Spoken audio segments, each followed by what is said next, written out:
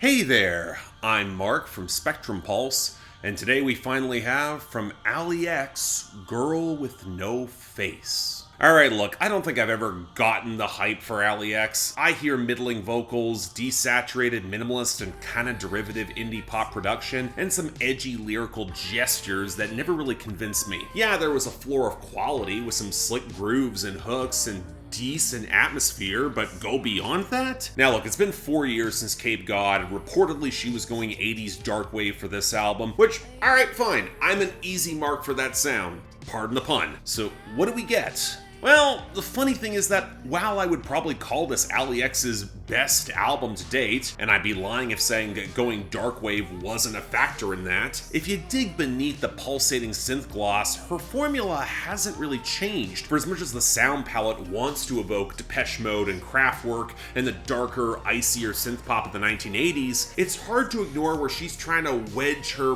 somewhat limited style into that lane, and it's not a clean fit, specifically in the percussion and the vocals. Now in the former group, alright, look, I think it can be overemphasized how huge 1980s drum machines could sound, but alongside that very 80s synth bass and the flashy keyboard lines, the beats start feeling very brittle. But the bigger problem comes in the vocals. Yes, Allie X has the chilly, sensual vamping down pat, and the gothic choral passages on cuts like Saddest Smile, I think it's impressive.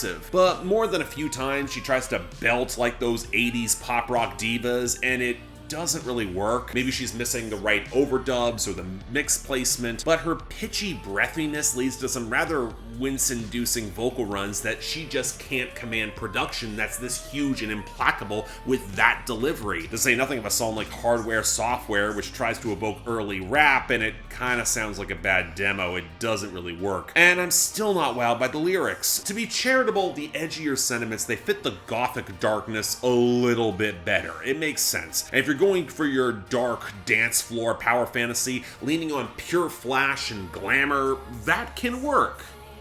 To a point. I've often described Allie X as gesturing towards her darker ideas rather than living or owning them. And with the layers of self-admitted sarcasm and some deflection around some of these subjects, it's increasingly obvious that she's relying on a certain borrowed theatricality to add a bit of an edge, rather than explore these ideas with any sort of tangible depth or danger. Songs like Off With Her Tits and Black Eye, they have some challenging ideas at the core. The style also wants to imply gravitas on top, but it kind of stops at the implication. It feels tentative.